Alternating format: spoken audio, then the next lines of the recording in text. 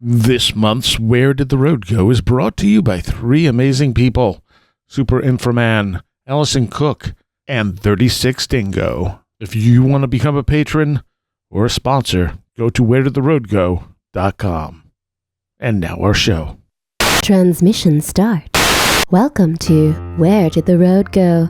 Join us as we wander off the path and explore lost history, consciousness, the paranormal, unexplained mysteries, alternative thought, and much more. We are present on the web at wheredidtheroadgo.com. Now here is your host, Seriah.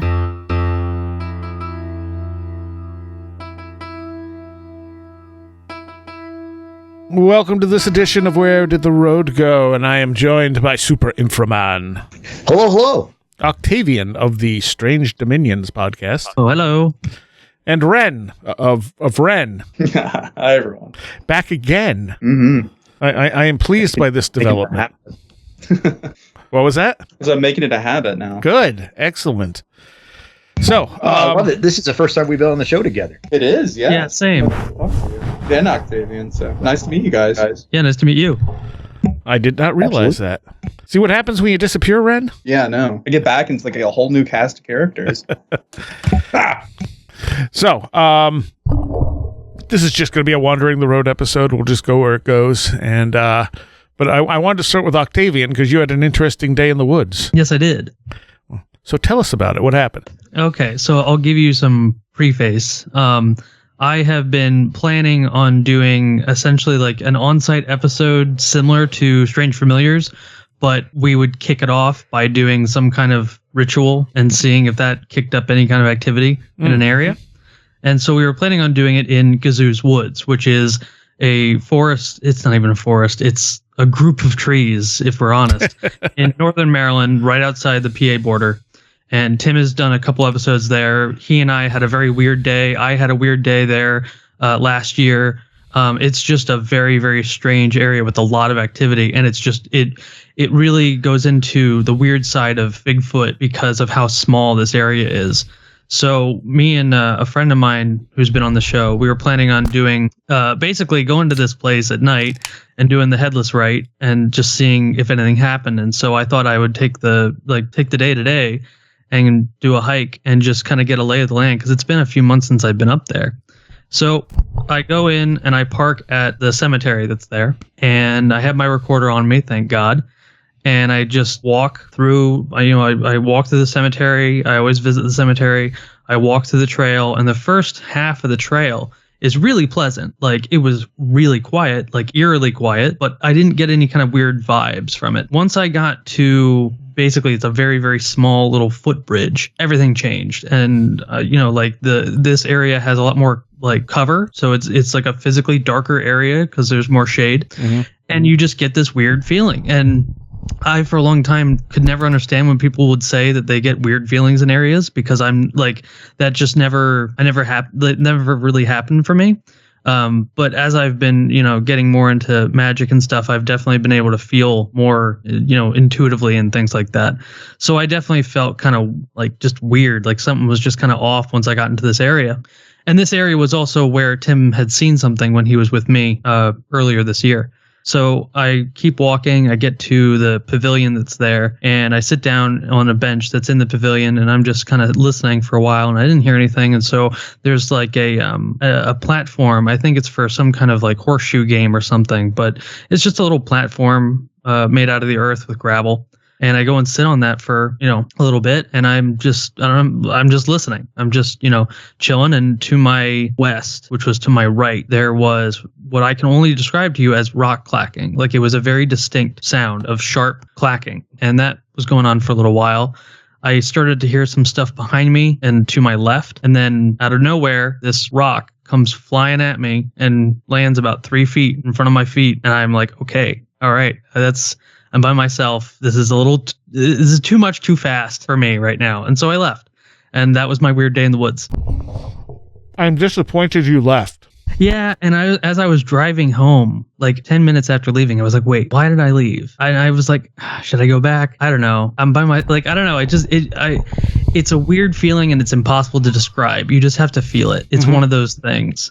Like oppressive, like you're not supposed to be there. Yeah, it's a very unwelcoming feeling. Like it really did feel like, something, I'm not going to say what I think it was because I have no proof of that, but something, it felt like it was very clearly saying like, all right, today's not the day.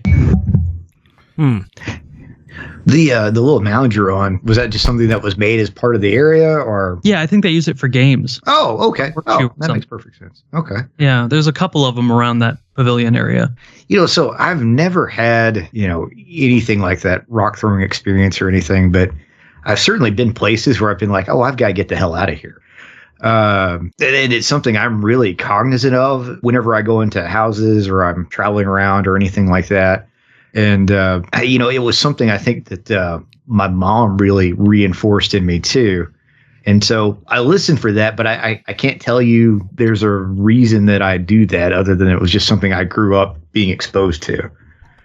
Yeah, and like weird sounds in the woods, I have no problem with. Like that's kind of what I was expecting. I was like, all right, we'll get some, hopefully maybe some wood knocks. I'm even okay with like screams and howls, but something coming at me, like very directly interacting with me, just a little bit too visceral. Much. Yeah.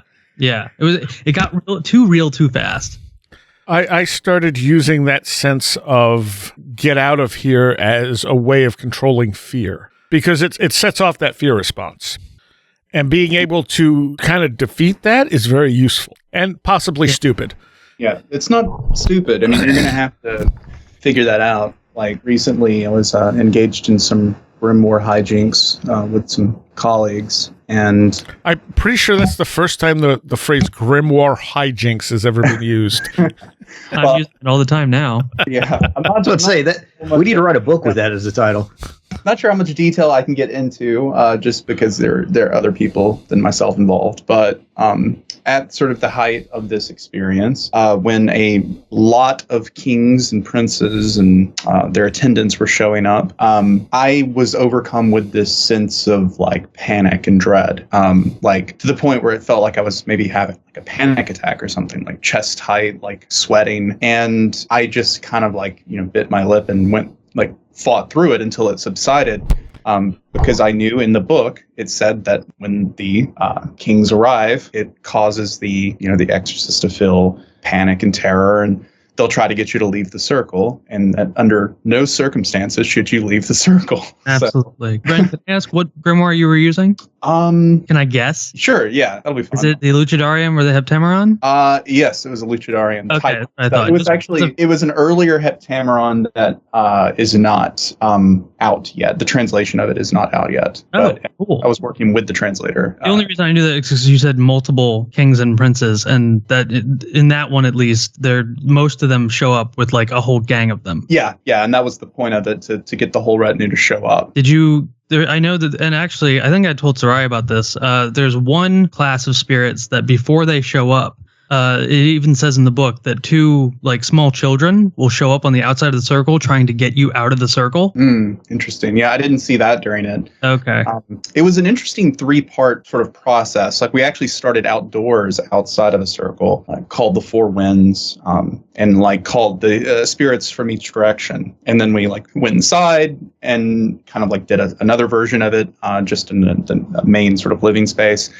And then we actually went into the circle where we, burned incense and stuff. So it was a lengthy conjuration, but very impressive. I mean, my favorite thing about it was afterwards, like not really giving anyone my impressions during the ritual, but afterwards, like when we were all done, listening to what everyone was saying to try to like catch things that I had also experienced, as a way to like, so if you tell someone, oh, did you hear this? They can always just say, oh, yeah, no, I totally heard that or saw that. But if you let them go what first, did you hear? That way you don't lead it. Yeah, exactly. Try not to lead the witness. So it was interesting how many things were like common. Like right before the spirit showed up, I heard like hoofbeats in my head. And afterwards, several people mentioned hearing the hoofbeats. And one person, the scryer, actually said that, she saw camels and horses and men on horseback and stuff approaching the circle.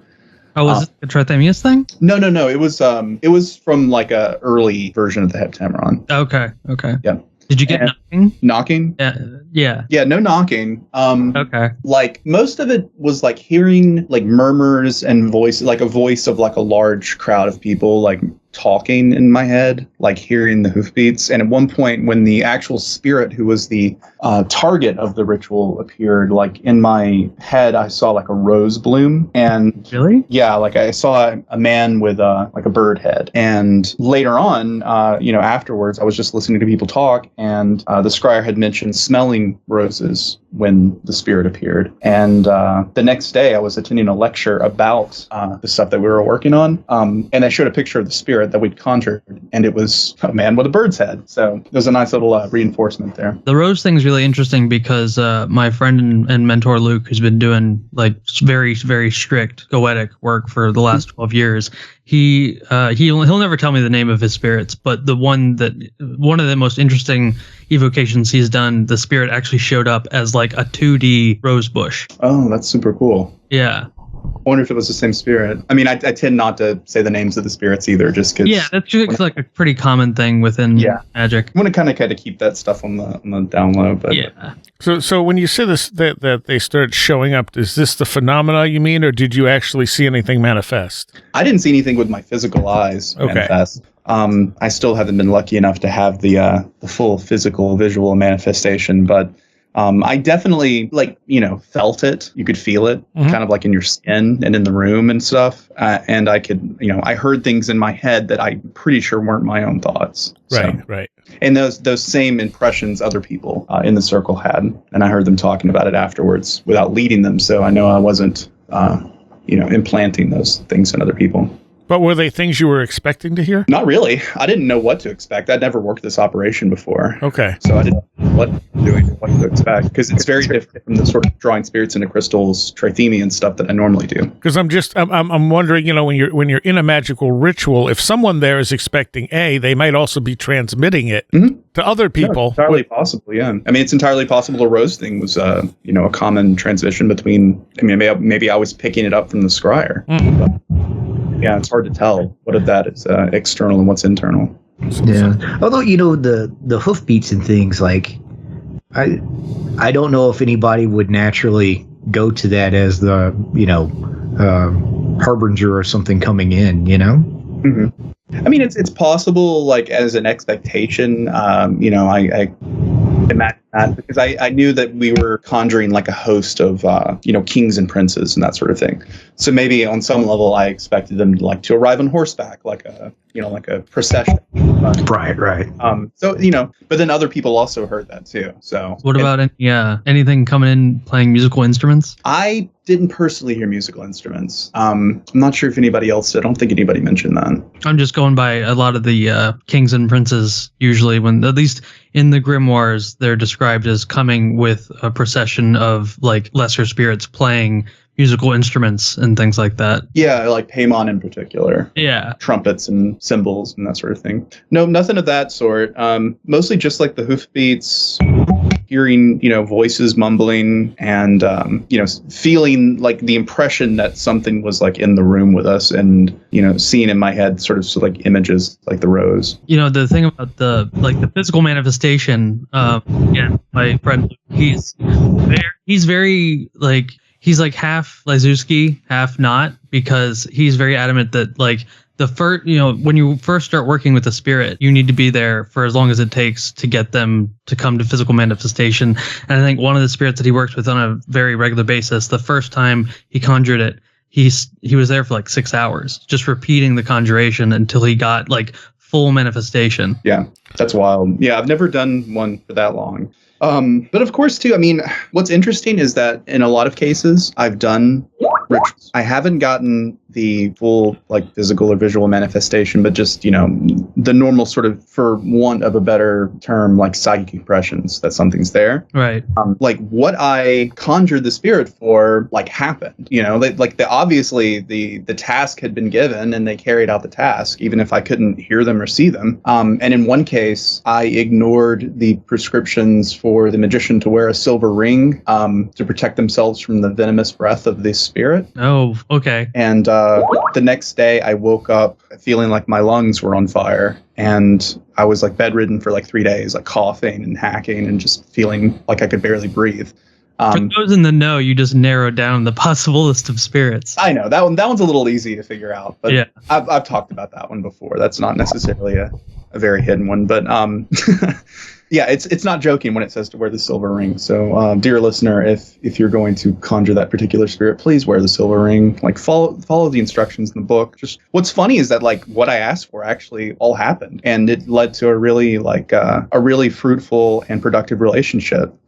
So it was almost like they couldn't help it, you know, like just that aura of venom is like something that they can't even necessarily control. It's just like part of being in their presence. You know, it's like something you just have to deal with. It's not necessarily it attacking me. It's just what you have, you know, it's just the aura that it gives off. Ren, you'll appreciate this. I noted during my encounter that all of it took place within the day and hour of Mercury. Oh, that's fun. Yeah. Yeah. I mean, if it's Wednesday, it must be a Mercurian. Yeah, and it was at like from 2:30 to 3 o'clock basically. So that was the hour of Mercury as well. Well, John Keel said you're most likely to see a UFO on a Wednesday. Yeah, I know. I always wondered if I guess he just got that from the data he had. Yeah. Yeah, just the data he had. Actually, part of my work in categorizing the Rosales Index, part of the categorization, like fields that I was adding to the reports, was looking at planetary hour and planetary, like day and hour, to get an idea if there was particular combinations that were more common, or if certain entities manifested under certain conditions. But I haven't really worked too much on that project, so I never really get an answer to that. But you'll be happy to know that I think I successfully convinced Aaron Goulias to switch time slots with me at Strange Realities so that I can do the ritual I'm leading in the planetary hour of the sun. Nice. Instead of Mars. Nice. I looked at the time slot and it was like, because it's a Venus operation, and I was like, well, I can't do the hour of Venus because then that would overlap with the last presentation in Chris's like movie and all that kind of stuff. It's like maybe bridge too far. But I was like, if I switch with Aaron, then I'll be going from the planetary hour of Mars to the planetary hour of the sun, and like at least I won't be doing it, in a planet that is diametrically opposed to Venus. So. And by the time this airs, that will have already happened, I think. Oh, really? Okay, yeah. Well, let me know how goofy we looked on the live stream. That is something I'm a little worried about because, I mean, have you guys seen the Poke Runyon Secrets of Solomon, like VHS tape? Yes, of course. Yeah. I'm a little worried if the live stream of us performing the Via Solis Elixir rite is going to look a little Secrets of Solomon. What's the Secrets of Solomon thing? It was Poke Runyon basically going through a Solomonic procedure, right? Yeah, no, it is. And him and his Temple of Astarte people, Order of Astarte, whatever they are. But it was on like cheap VHS in the late 80s or early 90s. It's like early 90s, I think. Yeah, so it definitely has that kind of quality to it. Yeah, it's got the sort of public access television kind of quality. Actually, I know that Seriah doesn't get Amazon, but anyone who's listening and you want to see it is on Amazon. I think it's free. Yeah, I think it's just on YouTube too. I think you can just look it up on YouTube and it's all there as well. If you just like YouTube like Poke Runyon or whatever. But that's the thing about ritual. Like when you're doing ritual, when you're in it, like you don't really think about how goofy, or at least you shouldn't think about how goofy everything looks. But if you're just watching it from the outside, you're like, this is the silliest thing I've ever seen in my life. When I do my Hecate offerings and things like that, my altar is on the screened-in porch. So I'm the only one who goes out there, but it's not private at all. So like neighbors can absolutely see what I'm doing. Anyone inside can look through the door and see what I'm doing. And because there's no, I don't have any kind of privacy, in my own room or anything in this house, I'm always a little bit like, oh God, is someone looking at me? Like, what do they think I'm doing? Like I have that self-conscious moment every once in a while when I'm doing it. Yeah, so we'll have to see how that goes. I mean, hopefully we look cool doing it, but just add some good special effects and explosions, you'll be fine. Yeah, really. I mean, you need somebody to flicker the lights or something during it. Yeah. But did you ever see? Are you familiar with BJ Swain? Yeah, I am. Have you ever seen his videos on YouTube? No, I didn't know he had a YouTube channel. Yeah, it's Aurorata 418.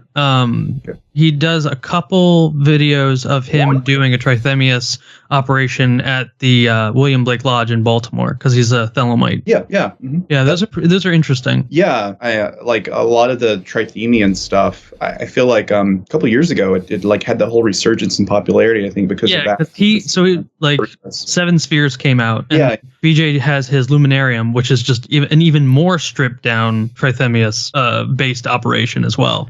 How could you strip it down even further? I don't know. It's been a while since I've read it. I need to reread it again because I need to have him on. Because I had him on for Living Spirits. I told him I would have him on for Luminarium as well. I mean, you could definitely strip it down from what Ash and Trasan wrote, like in Gateways Through Sun and Circle. Because he just basically did drawing spirits into crystals, but like with a slight variation. But it's pretty by the book. It's by the book, but he also throws in a bunch of stuff that's like from Franz Barden and other things, like fluid condensers, which is definitely not in the Magus. I mean, the actual drawing spirits into crystals from Francis Barrett's Magus is like it's like a page or two. It's like not a very long operation. You know, it's not super involved. I think the best, I mean, if people are curious about the Trithemian operation and system, check out Sam Block's Digital Ambler blog. He's got like a whole just do like search like Trithemian recap or something like that, and he's got probably the best series of like articles and instructions on that method, and it's all free. What was his name again, Wren? Sam Block. Okay. Yeah, his website is Digital Ambler. Wren, have you ever done anything with the PGM? Just the Stele of Jehu, like the Headless Rite. But I haven't worked any like other spells or anything from it. Okay, because I'm in 50 Rites for 50 Nights, the Jack Grail course at Blackthorn School. Really cool. I recommend it to anyone who's interested in that form of ceremonial magic. Yeah, that's interesting. I'm familiar with Jack's work. A copy of the Hecatian just came in today. Super excited about that. Oh, cool. Yeah, my extent of like Greek magical interest was like a couple of years ago. I was really interested in Greek necromancy, and so I was reading some of Daniel Ogden's books. Those are like scholarly books about like their traditions and stuff. Because I was convinced that I could understand the root of like Solomonic magic if I was looking at older Greek traditions, because they also involve magic. Stems from that. Yeah. Okay. Also, this is like another interesting thing. I don't know. I just found this out like recently, but that the Solomon referenced in Solomonic magic may not actually be the biblical King Solomon. It is sort of, because like in the Testament of Solomon, like it's obviously talking about the biblical King Solomon. But that there was also a magician in Thebes, or a Jewish rabbi named Solomon. Oh. I think it's Unlocking the Mysteries of Magic from Skinner, and that's like his grimoire. Yeah, exactly. And he had two students. One was named Taz, the Greek, or like could also be transliterated as Thoth, and Honorius, which is where you get like the sworn book, or Liber Juratus. Oh, like Pope Honorius? Not Pope Honorius, but just Honorius. Honorius of Thebes. He was a jobbing sorcerer in Thebes, a student of Rabbi Solomon. Okay. And these three guys end up getting conflated into what we know today as Hermes Trismegistus. Oh, really? That's really like okay. Yeah, because like basically Hermes Trismegistus was an amalgamation of these like three different sorcerers like ideas. And what's interesting is that they all have sort of different flavors. Like Rabbi Solomon, all of his stuff is obviously like very Jewish influenced. It's very strict, like by the book. You've got to follow all of the instructions and include all the things.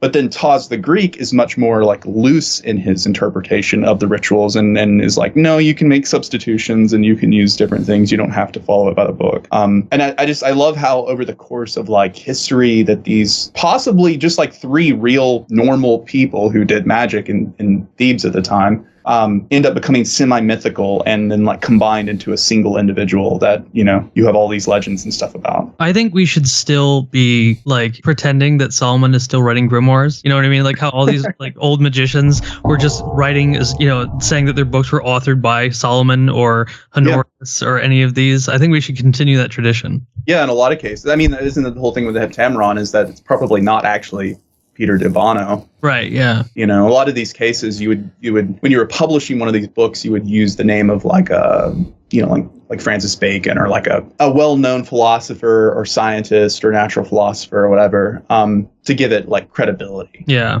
Just like the fourth book of Occult Philosophies. Right. Probably not actually Agrippa, you know, maybe some of it is Agrippa, but How much of this stuff do you think didn't was literally just made up, but then over time with people using the practices, they've actually created something that is what was made up? well, I mean, definitely feel like made up originally. I definitely feel like the people who were writing these grimoires were actually practicing it. Mhm. But I also think that there were and Wren, you can probably talk a little bit more about this. It's a broken tradition, so we're still piecing together a complete system. Like people have made up their own systems, but we don't have that singular original system that everything is based on. So while we have the core, a lot of the core elements of it, people are still kind of trying out new things that weren't probably from the original system. Yeah, I mean, you can boil it down to like sort of like key gestalts, right? Like the use of a magic circle, the making of offerings to spirits. And you can just kind of assume that like there is some proto practice that, I mean, you know, there's magic circles in Neanderthal caves. Right. So this probably goes back into extremely ancient, you know. Right. Yeah. Glorious times. Are you guys familiar with Samuel David? Okay, so he wrote Order of the Rod and Ring, and he is basically a reconstructionist Mesopotamian pagan. And he wrote this book, and it's a system of Mesopotamian devotion and magic. But it's all very well sourced, and he, you know, notes how far back this sort of current of Solomonic magic goes as far as the techniques. And it is like all of the core stuff is there from the cradle of civilization onto now. So that's what I think is the coolest part about Solomonic magic, is that you have, while it is a broken tradition, the lineage is largely still intact, and you can see how these practices are more or less unchanged throughout these thousands and thousands of years. I like that's one of the coolest things to me. Yeah, like I highly encourage people, if they're interested in this, to look at books on Taoist sorcery. Specifically, like the Taoist altar is a good book on this topic. And one of the interesting things you'll start to realize is that a lot of the same elements that you see in Western magic and Western ceremonial magic is also present in Taoist sorcery. You know, like you have very similar magical weapons. You have the use of circles. You have, you know, banishings, conjurations, spirit registers. I think this technology, you know, it's one of those things where there is like a proto-technology here that has been interpreted and experimented with based on whatever cultural context that the practitioners within, you know. Like each sort of culture comes up with its own little like flares on it and changes on it, but there is some sort of like underlying root structure to it. Okay. But I am interested in the idea of like where did the root come from? You know, you could take the origin literally and actually, you know, play around with the idea of, because one of the things that gets sort of overlooked is the idea that a lot of magic is taught by the spirit. So you conjure the spirit and then you ask it to give you new methods of contacting that spirit or other spirits that do other specific tasks. And so if you take that literally, and I kind of do, you can go back to the original story and play around with that idea of a spirit coming and giving whatever first magician there was these techniques, and then they just built on that by contacting other spirits. In tradition, you have you dropped out for a moment there, Wren. Oh, sorry. Yeah, so you have in like in Enochian, not the John D. Enochian, but just in the Book of Enoch sense, mythology, you have, you know, the angel Semyaza and his watchers basically transmitting the first magical knowledge to like women that they were sleeping with, basically. You know, they lusted after human women, and they taught those women things like metallurgy and root cutting and magic and how to make jewelry and makeup and all sorts of different technologies. So like it is interesting. Like, was there some sort of original, you know, I don't know, like flying saucer contact type deal where a person or a group of people came into contact with some sort of numinous entity that taught them the basic structure of like magic? Well, if you look at the stuff Laird Scranton suggests, that there's a coexistent universe, we could be in contact with them. But you also get the like with ayahuasca, the natives said the plants told them how to make it. I was actually thinking about that specific thing a while ago, because as I've been, getting into this and really delving into animist philosophy, I started to think about like my own psychedelic experiences and this idea that everything has a spirit, and like plant spirits are very readily available, and they seem to be easy to work with for a lot of people. And this is a really big part of traditional witchcraft, going back to like the 1500s and things like that. And so I started to really ponder this idea that the things that we see when we're on psychedelics, I definitely think that our brains are interpreting something, and that the things we're seeing is a part of us. But I also wonder if we're not interacting with like objective spirits of these substances. Entirely possible. I keep imagining something like, early man in a cave with a candle, doing the handprints on the wall, and some entity encountering them in the cave or something like that. Because I think they did a lot of drugs before they would go into that too. Am I remembering that right? Yeah. But it would be fascinating. We'll never be able to do this, but if you could find out what they thought they were seeing and how similar that is to what we see now when people try ayahuasca and things like that. Well, we know from the cave paintings that they're very similar. Yeah. Which is, it gives weight to the idea that there's something out there beyond just what's in our heads, right? Yeah, I would think so. I mean, for sure at Gobekli Tepe, there are like pits that like it looked like a beer was brewed in. Yeah. And there's like evidence of like, psychedelic mushroom spores and stuff also being in that brew. So that, you have all these people, I think it was probably Amanita, not psilocybe cubensis, but you have all of these people drinking Amanita beer, in a star temple at night, probably going buck wild. Like, they probably saw some stuff. I think even Aaron Leach talks about how like there are certain grimoires that prescribe you're allowed to, normally in that 9-day period of abstinence and fasting, you can drink every once in a while. And I can't remember which Glitch Bottle episode it was, but Aaron Leach was talking about these parties that magicians would have where they were summoning things, but they were also either high on drugs or like extremely drunk. And that was like a totally normal part of it. Yeah. I mean, during the operation that I did, we had a lot of wine. It was like, between each sort of the major movements of the operation, we all passed around a bottle of wine and stuff. So we were all nice and toasted by the end of it. Going back to like the lineage and stuff like that, I was in the Hail Hecate course by Jack Grail through the Blackthorn School, and he was going through this thing called the Libation Bearers, and it's a play from ancient Greece about this brother and sister whose father has died, and their stepmother is, I think, stealing money or something like that.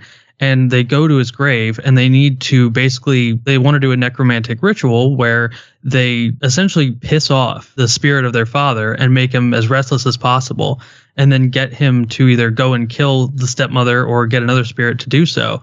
And the way they would do that is just by like tormenting him verbally, like talking about how, he'll never drink wine again, he'll never feel the touch of a woman again, like just really pissing him off to get him to do this thing. And that's a thing throughout necromancy. And it kind of brought up in my mind about these ghost hunters who go into a house and antagonize the spirit to get activity. It's this really interesting lineage of activity that goes back through history. And I don't even think a lot of ghost hunters are conscious of that. That's funny. Yeah, they probably aren't aware. What a horrible way of doing necromancy, though. Jesus. Well, that's like that's how it's done. Like in a lot of these traditional texts, I think even the in Hermetic stuff, Rufus Opus talks about how the only spirits that can be contacted of the dead are restless spirits. And so, that's why a lot of the necromantic rituals in the PGM talk about doing it where men have died violently or been murdered or things like that. But if you can't find anything like that, just go to a spirit that you think is rested and just go piss him off. And then you can get him to do whatever you want. And traditionally speaking, spirits are good at two things: killing people and getting you money. Those are what they know how to do. And I've always wondered, and as I've been doing my podcast, I've been wondering if I could like talk some ghost hunters into contemplating this idea that they're participating in a necromantic tradition without even realizing. Well, yeah, I mean, they're doing necromancy. I mean, whether or not they realize that is what they're doing, that's what they're doing. They're trying to communicate with the dead, yeah. Yeah. Even if it's not the dead that they're communicating with. Yeah. I mean, I guess I could be on board with the idea that the restless dead are maybe a little easier to contact, but I don't necessarily think that that's totally the case either. Like, there's plenty of ways to contact the dead. I mean, you can look at the work of Raymond Moody and his use of the psychomantium for people to contact their like dead loved ones. Oh, and there's also ancestor work. So like not every necromantic ritual involves pissing off the dead. But I think within the ceremonial system, at least in the idea that you need that there are abilities that the dead have, we'll call them shades just to differentiate them. When working with shades, you want them to do certain things, and the ones that can do those things best are the ones that are kind of pissed off about it in the first place. Yeah, but you can also just contact shades for information. I mean, like I'm just thinking of the example of Odysseus, right? Contacting Tiresias to get information about stuff that's going on, and he contacted the witch to find out about Ragnarok. Yeah. But then again, you go back to that lore, and that witch was pissed as hell. She kept saying, like, "This is what's going to happen in Ragnarok. Don't bother me again. This is what's going to happen this day. Don't bother me again. You're really pissing me off now, but this is what's going to happen now."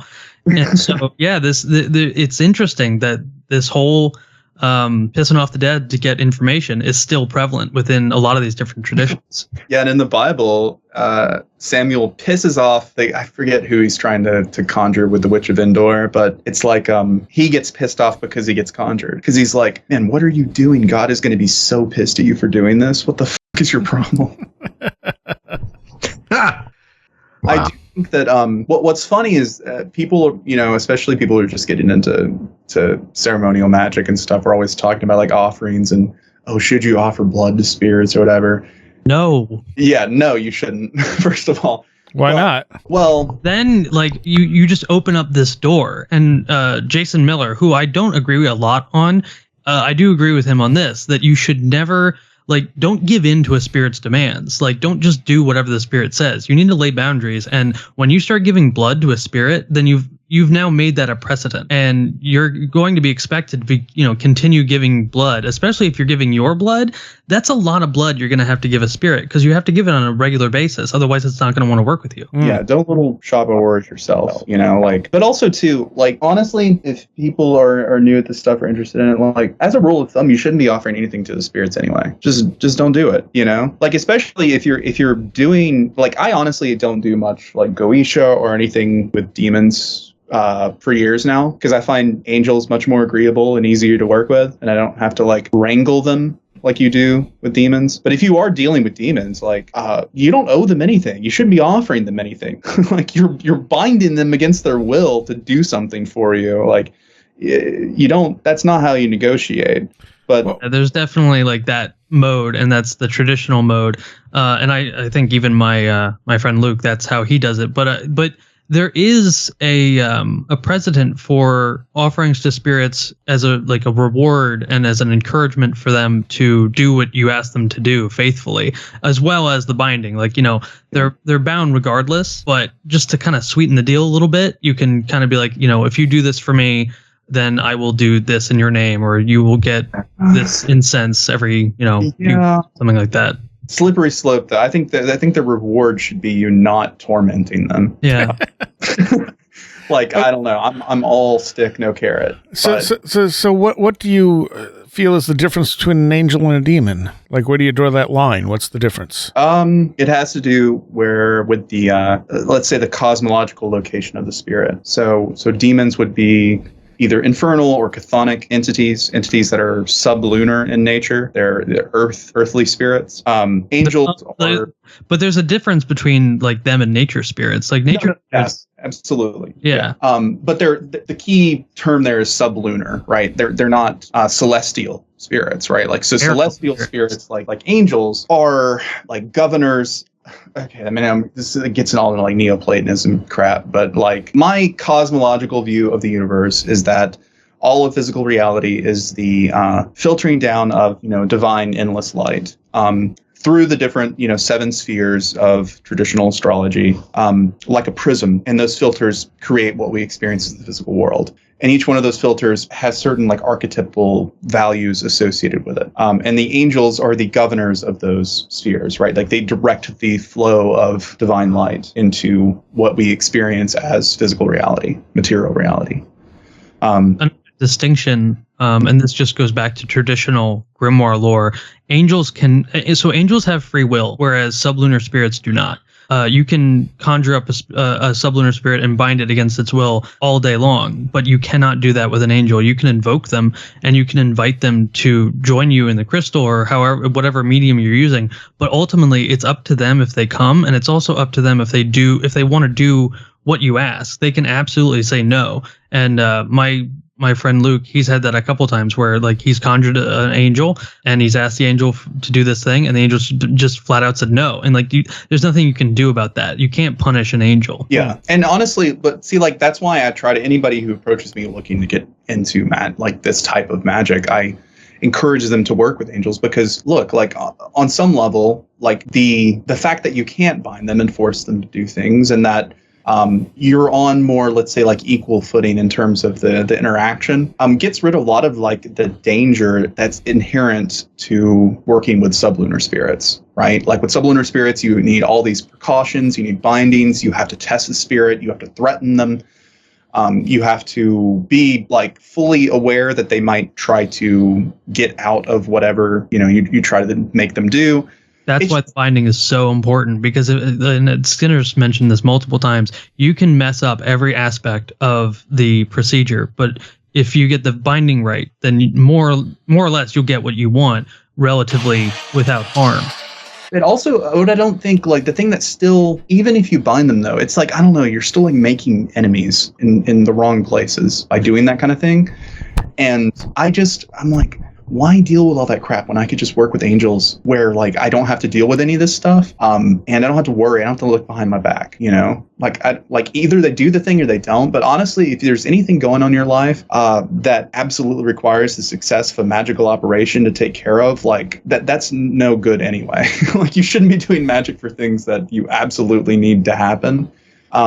Consider it like a supplemental activity rather than angels can also like give you advice on things. So if you ask for something, they can be like, well, yeah, I could do that, but like there's this other area of your life that really needs addressing. Can we like do that instead? Because that's going to help you a lot more. Yeah, and generally that's the thing. Like we mentioned that angels kind of have a choice about whether or not they want to do something for you, but in all of my experience, I've found them to be extremely helpful. Like they want to help. Like they don't even care. Like I'm not a Christian. They don't care. Like yeah, because they're not Christian either. Yeah, they're not. I mean, ultimately they're not Christian either. You're totally right. But like they just like they want to help people. Like they want to be in the corner. Or sympathetic to mankind, whereas spirit and this is one of the things that I after learning about a lot about this.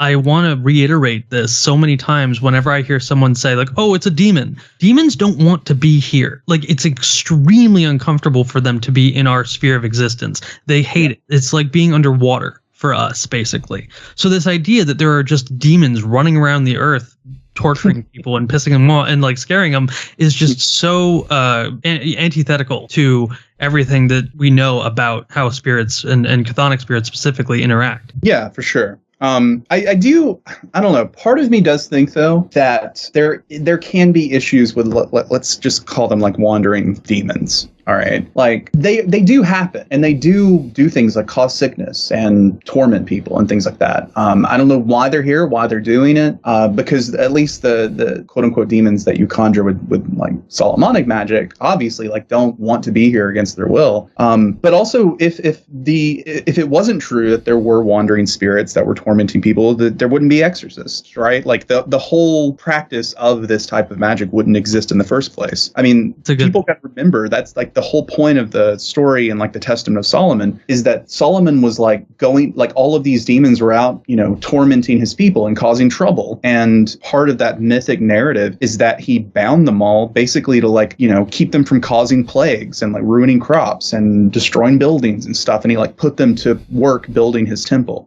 And so like, that's why on some level, like if you've got the stomach for it, like doing that kind of work, I think is holy work in the sense that like you're taking these wild forces of like chaos and sort of imposing order onto them, right? And like putting them to work doing constructive things, hopefully, you know? That's also why I worry about a lot of people doing this kind of stuff, being obsessed with like treasure hunting and money magic and that sort of thing. Cause I'm like, that's not really, I don't know. Maybe it's just because I'm like, I live a relatively privileged existence where like I don't have to worry about a lot of things like that. So maybe I have a different perspective on this, but I do worry that people get so obsessed with material stuff when they're looking into this type of magic or wanting to work this type of magic. And honestly, the most rewarding magic that I've done using like angels and other things is like healing people and like stopping storms from like doing damage to you know, communities and things like that. You know, like I think it's the role of the magician to help other people in your community, not to like enrich yourself, you know? I definitely agree with that. I will say, as someone who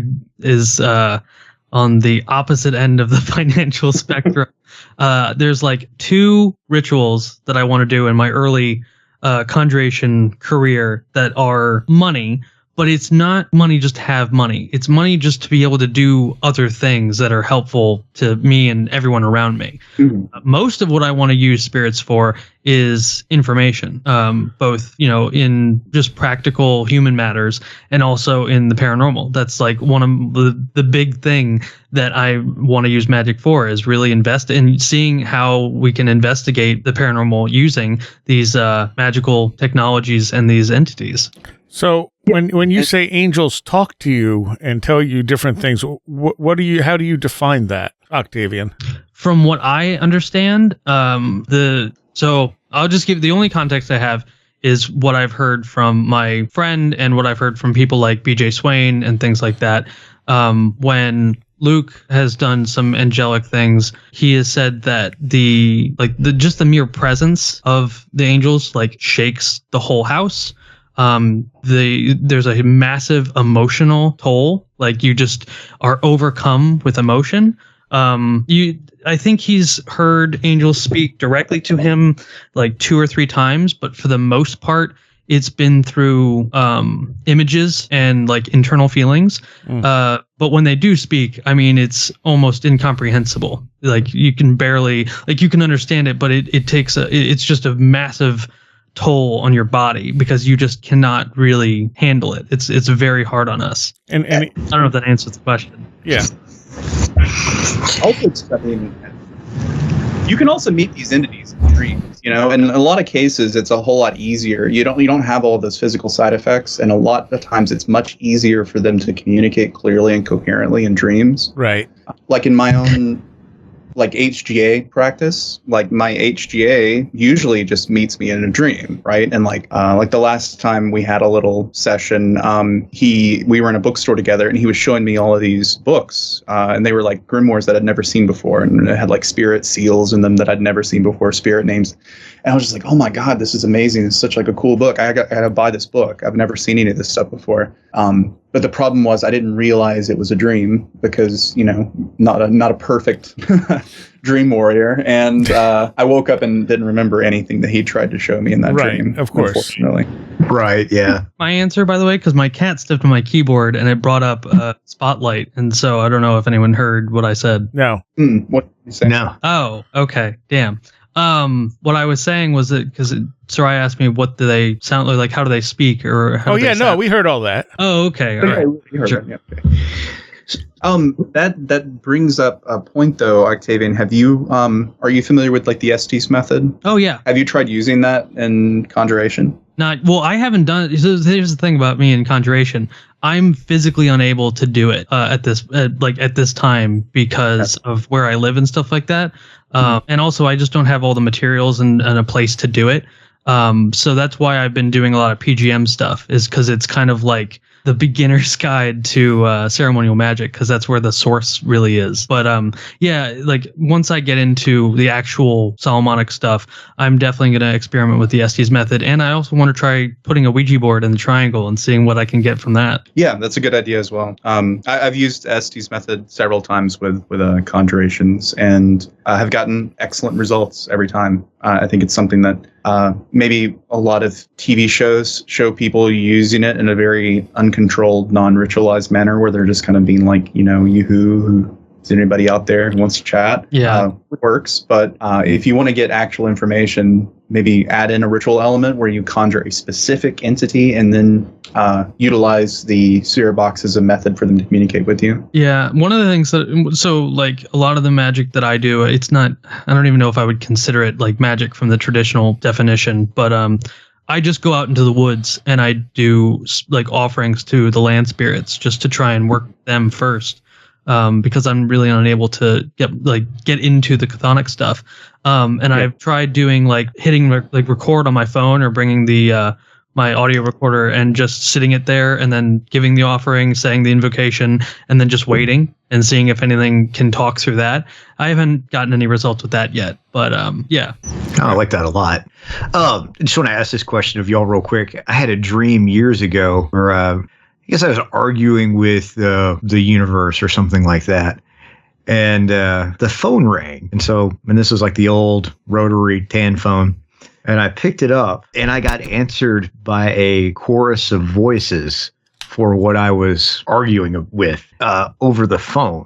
And I've always tried to kind of put that in some kind of context, but in my head, I had decided that was some type of, angelic spirit trying to communicate to me in a way that I could accept and wouldn't overwhelm me. Mm-hmm. Maybe the Fae. Maybe. And this was the phone was in your dream, right? Like you answered the phone in your dream? Yes, the phone was in my dream. Yes. Yeah, it's entirely possible. I mean, I've had multiple sort of experiences and dreams where I knew that there was, a spirit like communicating with me, though it's usually like more direct, like they would physically be there in the room with me and say things or show me things. But I think that's definitely an easier middle ground for them to communicate. And the same holds true in necromancy, because most necromantic operations, especially like the Greek tradition, are like, yeah, you can do the circle and do the chants and make all the offerings and, cut an ox's throat so the spirits can drink the blood and take form and everything. Or you can just go to sleep, and just meet them in a dream. Which honestly, I think the problem there is that people have weird conceptions of what dreams are, and they think well, if it happens in a dream, then it wasn't real. Right. It's not valid. Yeah. Yeah. It's right. And that's not at all how the ancients thought about dreams, right? If it happened in a dream, it's just as valid as anything that happens to you in real life, perhaps even more so. Yeah. Because that's really what if you want to go this way. The land of dreams is where spirits, that's where they are. Yeah. It is a spirit world. That is a real world. That is an objective place. It's just, it's outside of our time. It's not material. Right. Absolutely. Right. It's like what Bob Monroe referred to as, I think, locale B. It's a place. It's like a place that you can go to. Just not in the flesh. Are you familiar with the Robin Artisan? No, I'm not. Well, let's take a quick break here, and we'll come right back and continue this conversation. Awesome. Check out wheredidtheroadgo.com. You will find an archive of every show, right back to the very first one that aired January 26, 2013. There's links to all of our social media, Discord, Facebook, the Facebook group, Twitter, YouTube. You can pick up merch at our store that is linked on the page. You can become a Patreon and get extra content every month for as little as $3 a month. You can leave a donation, go through blog entries, and you can contact us. If you have stories you'd like to share for a future listener stories episode, stories@wheredidtheroadgo.com is the place to send them. For general contact, it's contact@wheredidtheroadgo.com. And if you want to mail me something, you can do so at P.O. Box 444, Ovid, New York, 14521. I want to take a moment here to thank all of my Patreons and give a special shout out to those of you pledging $10 or more. Chuck Shutters, Leanne Cherry, Allison Cook, Super Infra Man, 36 Dingo, CJ, Tim, Andrew Nichols, Matthew Sproul, Christine, a blue second-gen MR2 drifting around a Japanese mountain, Patricia Giaquinta, Alex Whitcomb, American Rambler, Andrew Maines, Ann Witowski, Barbara Fisher, Beverly Williamson, Big Boy Limina, Charles Davis, Charles in Florida, land of the crazy and communicable, Christopher Ernst, Craig Cicernos, Craig Parmenter, Diane B., Empty K., Eric Todd, J., James Lattimore, James Lindsay, Jim Pyre, Joanna Rojas, John Bracken, Carla Mahoney, Kevin Schreck, Cool Kitty, Kristen L., Laser Printer Jam, Lauren McLean, Linz Jackson K., Luke Osborne, MJ Armstrong, Jim and Sophie, Mark Brady, Matt in Delaware, Patricia W., Paul Jeffries, Philosopher of Mirrors,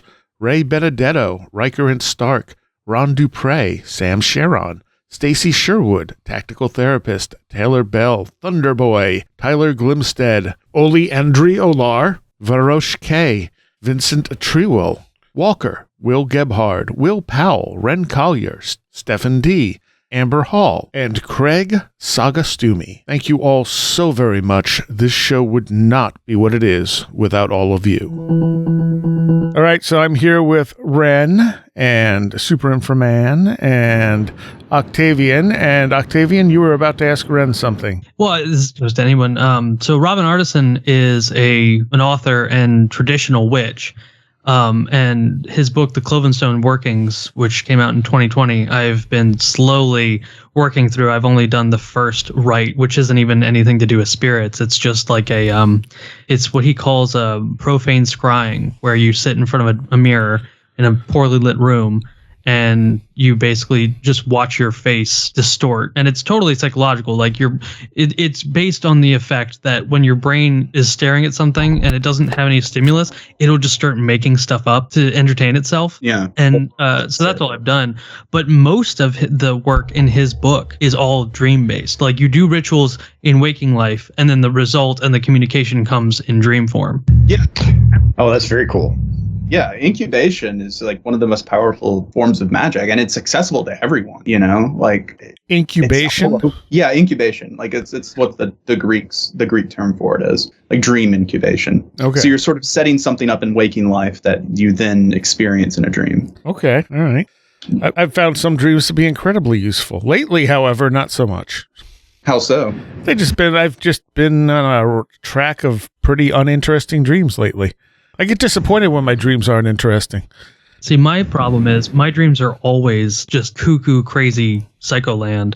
And because of that, I cannot differentiate if there are spirits talking to me in my dream, it's, I can't pick it out. Yeah. I can't identify if there's something objectively external communicating to me in the guise of what is just normally on in my brain during sleep. Well, I had a dream where there was this large block, crystalline black sort of thing, and I chipped a piece of it off that I wasn't supposed to and took it with me, and then I realized that looked exactly like the stuff in the game Control. and I'm like, that was just a Control dream. All right. Soraya, did I ever tell you the dream that I had about you and Tim? I don't know. Okay, so this was a really weird one. I'm scared. Soraya, you had bought or you inherited a Walmart supercenter. Oh. And emptied it out, and you had put in a section of forest. And Tim was like, hey, do you want to go look for Bigfoot in Soraya's Walmart forest? And I was like, hell yeah. And yeah, we went looking for Bigfoot in your Walmart forest. I want this to happen. Yeah, I can't remember what happened after that, but yeah, that was a really interesting dream. I think I wrote it down. Now, is that name brand Bigfoot or just the store brand Bigfoot at that point? At least in my experience, I know when I'm encountering something in a dream or in an out-of-body experience that is external to me and not just some character that I've created. Years ago, I remember, having a dream. I was walking around my old high school at dark, and I met this hooded entity that told me its name. And it had an Aleph Lamed at the end. And I asked him to show me his sign. And so he pointed into the sky and traced out in the sky, what his symbol was. And so in that case, okay, this is a pretty legitimate spirit contact. And it flips the other way too. Cause in some cases it's, my HGA that I've made contact with, he appears every now and then. In other cases, And for anyone who doesn't know, HGA is Crowley's term for the Holy Guardian Angel or higher self. Yeah, I don't think higher. Brad, are you using it like the Abramelin version, where it's an external spirit? Yeah, I consider him. I know he's external because after I made contact and got his name, I found his name in a grimoire that I had never read before. Oh, that's listed. Cool. And what he has, his office is over and stuff. I actually also had a nice little confluence with the situation around his contact and my own astrological chart and stuff. So I consider him my personal genius. He's my spirit that teaches me things and is, got my back. There's a ritual from the discovery of witchcraft that apparently you summon 4 or 5 infernal spirits, and they're then give you a magical assistant, and that becomes your holy daemon, so to speak. Yeah. So every now and then though, I'll have dreams about, there was one recently I had, and that it disturbed me enough that I actually wrote it down. But it was basically, I had a dream that this old lady, very Miss Chalfont, Twin Peaks kind of character, took me into this old it's a strip mall, and it was an abandoned store in a strip mall. And she took me down into the basement, and I remember everything smelled like rotting wood, just really awful stench of decay. And in the basement there was a group of people who had a woman captive, and they made me stand there and watch while they carved her to pieces. And while she was alive. And I remember thinking that whole time, this is when I woke up, I was okay, that was something trying to psychologically harm me. That was a spirit that I just had a dream about, but it was a nasty one. Gotcha. So in that case, it was different from a nightmare in the sense that it felt malicious, like something was putting me through this rather than my own brain putting me through it, Right. Yeah, that makes perfect sense. Go ahead, Seriah. No, go ahead. When I was in my early 20s, I had probably about a year of dreams like that, Wren, and it was not fun. And I know my anxiety dreams, I know my nightmares. Yeah. But, and that's one of the reasons that I've been very wary of what I do magically, because it just felt like stuff was attached to me for the entire year. Yeah. And would find different ways to torment me at night. And there was nothing going on externally in my life to have caused that either. Mm-hmm. But, I certainly felt the effects of it, and it seemed to, monkey's paw kind of thing, with everything though. Yeah, you can definitely tell when it's something that is, like you said, attaching itself to you, right? Sort of feeding off of you a little bit. Just going off the incubation idea, the only reason why I am a devotee of Hecate is because I did the headless rite, and then that night I had a dream about living in a board house. My Luke was teaching me and my old co-host Alden about the PGM. And I went and talked to the owner of the board house, and she was a devotee of Hecate. And I told Luke about this dream, and he was like, well, maybe that's who answered your headless rite call. And so I set up an altar, and then all of a sudden, synchronicities out the ass about Hecate. Never shown up before. And that's what kickstarted a lot of stuff for me, actually. Yeah, I love it when it lines up like that. Like the spirit I mentioned before with the venomous breath. Not a couple weeks after that, I was in London for work, and I went out. It was right around the was it some Thelemic holy day? I'm a terrible Thelemite. I don't remember the names of the holy days, but it was a feast thing right when they do the invocation of Horus. So it was around the time of the writing of the Book of the Law, I think. And so I went out that evening with all of the local OTO people and had dinner and stuff. And on the way home, I was walking. I was trying to walk back to the train station with this guy that I had been talking to there about the operations, and I was convincing him. I was hey, you should look into contacting the spirit. She's done great things for me, and she could probably help you out too. And I was well, do you have any idea how to get to the train station? And he was absolutely not. And we were both kind of drunk. So I was okay, well, let's do some psychic war driving. I was I'm going to just point in the direction that feels right, and we're going to walk in that direction. And so what do they call that? I don't know. Seriah? It's the thing where you Like Dowsy? No, it's like where you just like walk around a city and you like let intuition take you, synchronicity. Is there a term? Yeah, there's some word for it. I can't remember it off the top of my head now. But anyways, I just like I've done it. I've done it in the wilderness. I've never done it in the city. Yeah, and so we walked like a block or two, and I asked him. I was like, because I'd been talking to him the day before about the entity and whether or not he should contact her and stuff. And I asked him, I was like, hey, did you think any more about what we talked about? And he was saying, yeah, I looked into it. I did a couple little things. And right then I look behind me and there is a nightclub, and in giant red letters is the name of the nightclub, which is Ashtar.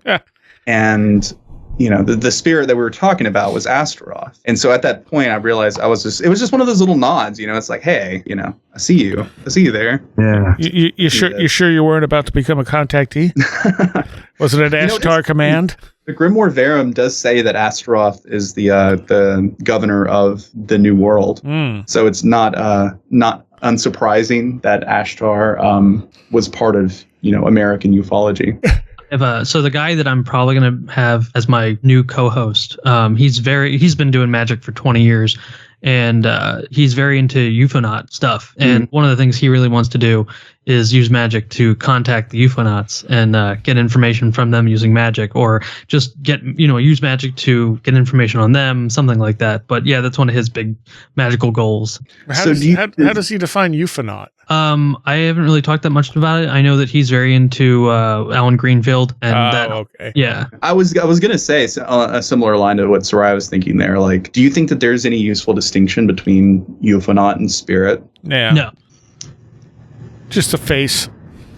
Yeah, that's what I would think too. Sorry, I wanted to ask you. Well, actually, this question is for everyone. But so when you asked about how much of this stuff is just made up, and then it kind of became manifest through people doing what was actually made up.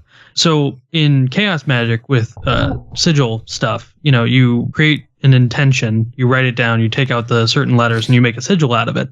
Do you think it's at all possible that when people are doing that, they are unknowingly writing out the sigil of maybe like an unknown spirit that is their sigil, just not really, it's never been written down. No one's ever contacted that spirit before because they didn't know it's sigil. And then someone unbeknownst to them, drew the sigil of the spirit, and that becomes what works for them. They end up contacting that spirit thinking it's just an emanation of their will and intent. I'm not even sure that the spirits that we think we know are actually what they seem to be. Okay, that's fair. The thing about sigils that I love is if you think before written language, our language was pictures. And I think that's one of the reasons that we think in a certain order and things like that, because we're making a story to tell ourselves. But there's something very primordial about breaking things down into a symbol that has coherence for yourself, but doesn't have coherence for anybody else. There's something very fundamental about us that is in there. So, but to more directly answer your question, I could certainly see that being a possibility. And there's also this, crosses my mind that these entities, big ideas, whatever, can have more than one way to get in touch with them, or more than one sign for them, or something like that. These are just the ones that we know. That's a good point. There's actually multiple spirits in the grimoires that have multiple sigils. But and this is kind of like an objective aspect of Solomonic stuff, that the spirit is intrinsically tied to their sigil. If you want to really piss it off and really have it at your mercy, burn their sigil or put it in the stinking black box, and they'll do whatever you say, because that sigil, it's almost a physical emanation of them. A stinking black box? Yeah, so it's this black box. It's a newer part of the grimoires, and it's got it's got coals in it. You can put asafoetida in it, all these really terrible things, and put the sigil in that, and it'll just the spirits really hate that for some reason. And that kind of goes back to how spirits seem to be really, really sensitive to smell. And that's why the preparations, you can't eat meat or have sex, because obviously there is kind of like a spiritual purity aspect to it. But a lot of magicians have said that it seems to be very practical in the sense that if you do eat meat and if you do have sex and you step into a circle, those spirits can smell that on you and they really don't like it. Yeah, I mean, that's Skinner's thing. I don't know how much. I mean, I don't want to disagree with Stephen Skinner, the illustrious Stephen Skinner, but I think that smell thing maybe is a red herring, or like it's a correlation does not equal causation kind of thing. Like I think the asceticism of Solomonic magic is just a means to an end, to like get to a flow state. Because I mean, I don't know how many of you guys have done like long-term fasting, but like I've done like 7 days no food at all. And once you get to about 7 days without eating anything and just drinking water, like you start to get really loopy. Yeah. You know, and getting yourself into a trance state is fairly simple at that point. And I think that there's multiple ways to that trance state. Like, you know, the Western magic, ceremonial magic, traditional grimoire magic, like path to that is asceticism, like abstaining from everything. Isolating yourself, you know, doing lengthy recitations, prayers, confessionals. But then there's also like the Taoist method of doing spirit contact, where you cause yourself physical pain, like you slap your naked skin with like chains and hooks and barbs and stuff, and like bleed all over the place, and get yourself into a trance state that way. I mean, there's also just like ecstatic dance, drugs. I'm gonna mention like the treading the mill. The entire concept of that is that you're walking in a circle over and over and over again, and you have your head tilted back and slightly to the left or the right, and it cuts off blood flow to the brain very minutely, but enough that, you know, between that and then just walking in a circle constantly until you fall over, then you know, the spirits start to come out. But I definitely agree that there's definitely that element of kind of like self-induced trance to contact spirits. Yeah, because I think you're trying to get into that hypnagogic state, right? Where spirit contact is like possible. I don't think spirit contact is possible like without being in that state. Like all of the most dramatic like Black Mirror scrying things that I've done were all when I was kind of like half asleep. You know, like you stare at the mirror for so long you start falling asleep, and it's like that borderland is where you really start seeing the images and stuff appear. Well, yeah, and that's why someone who doesn't believe in this stuff is never going to understand it, because they want a physical, material thing to latch onto. Yeah, and the world is not just a material thing. You know, some people though too. I think about this a lot.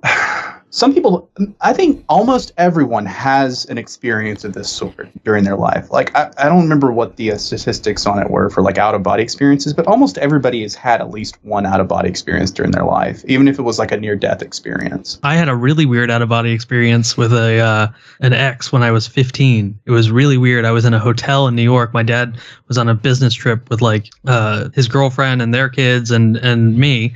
And I was talking to this girl for a couple weeks, and I remember laying in the hotel bed, and we were just talking about nothing in particular. And then all of a sudden, me and her are in like this purple cosmic sphere, and there's a guy with, I don't know, it was just an alien with like tentacled heads, and I guess he was like marrying us or something like that. And when I snapped to, I was like, what was that? And she was like, I don't know. You saw it too? And we both had this like mutual experience. That's cool. She was in Maryland and I was in New York. It was really weird. Still can't explain that. And as far as I know, I've tried talking, like I haven't talked to that girl in years, but when I did try and talk to her about it, like she said that it was part of why she's in therapy now. Please don't ever bring it up. Something like that. Oh, wow. Yeah. Yeah, you went to the Mauve zone. Yeah. Yeah, right? Literally. I mean, but some people have these experiences and they still like don't believe in any of the stuff. You know, like I know people in my personal life that have had out-of-body experiences that have done magic with me. And like the effects of the magic have happened like immediately and like to the full extent that we conjured for. And they still are like, it's all in your head. It's right. just make. I've got some people, no matter how much proof they have, they will never ever believe. Yeah. I've got an older family friend that's in an offshoot of Christianity, I guess would be what I would characterize it as, and he would talk about glowing entities showing up in his bedroom at night. Mm-hmm. And for him, it was, an angel related to his faith. Mm-hmm. And never considered it as being anything outside of that. And of course, I was always afraid to mention anything to him about it anyway, beyond that. But I've often wondered, particularly like in the Bible Belt and places like that, where if you do have these experiences, do you tuck them away and rationalize them in relation to your faith or something like that? Well, if you're in that area, it's all demons. Yeah, right. Even if you're not in that area. You know, though, I have come full circle on the grays or demons thing. Like when I was like years and years ago, I remember reading all kinds of like weird web pages and stuff saying, okay, if you want to stop alien abduction, you have to pray to God, and these are really demons. And like, you know, thinking it was funny and being like, oh, this is really silly. Don't these people know these are aliens? And then I started reading about like, the connections to like owls, and looking at the folklore surrounding like the Striga or the Strix, like these owls that hang out in the woods and attack travelers in the night and drink their blood. And and like I see like the Bernie relief and see the owls on it, and I'm like, no, actually these are just demons. Like they're literally just little blood sucking demons. Folks, they're demons. Stolas, so in I think the Crowley Mathers grimoire Goetia, he's said to have an owl head, a man with an owl head, but that's not actually what it was. It's a mistranslation. He actually has a raven head, or like a sparrow's head. But it's interesting to me because I've talked to people who've said like, yeah, I summoned that spirit and it did come with an owl head. And I always found interesting, like, is it because they expected to see an owl head instead of a raven head, or is that just what the spirit chose to show himself as? Right. I think there is a certain degree of expectation that goes into how they present themselves. Yeah, totally.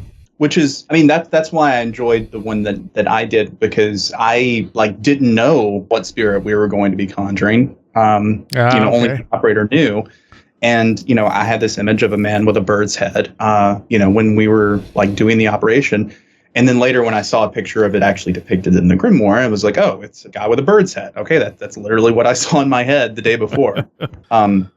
So like, I mean, I think they have forms, but also kind of like the UFO thing. I think they sort of sometimes can just appear however you're expecting them to appear. Yeah, I think so. I've told this story on the show before, but not too long after my dad died, I fell asleep on my couch at my mom's house, and then I woke up, and I'm saying that in quotes, on the same couch, and looked outside, and Jesus was standing at the end of our sidewalk.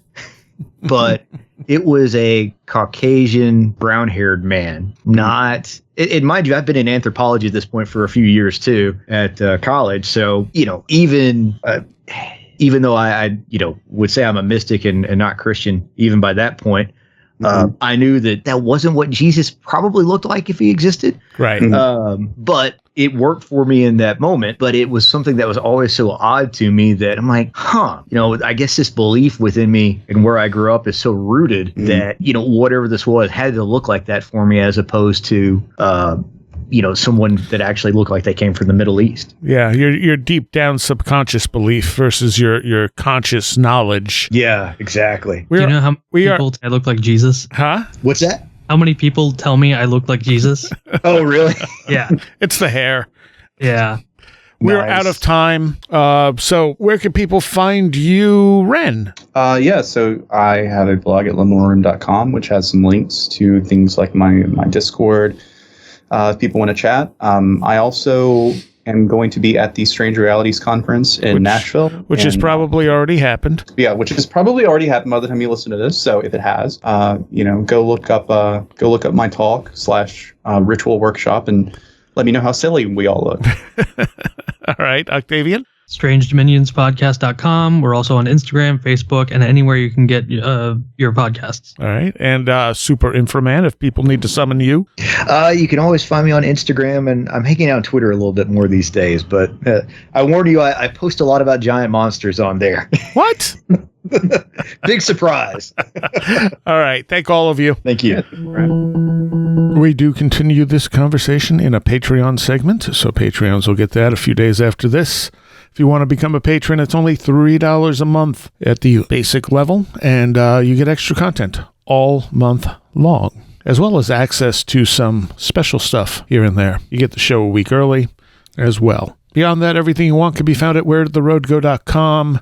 Archive of shows all the way back to the beginning, merchandise, all kinds of stuff. And as I was putting this together, Mike Cleland messaged me to tell me that Alta Dillard has passed away. Her and her husband Chad came on the show maybe 8 years ago or so. I think we did 3 parts. They were really wonderful people. I really enjoyed talking to them.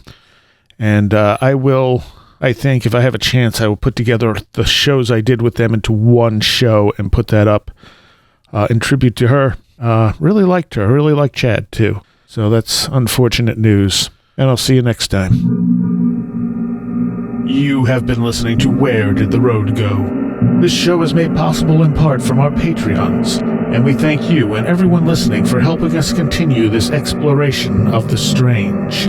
You can always find everything Where Did the Road Go related at www.wheredidtheroadgo.com.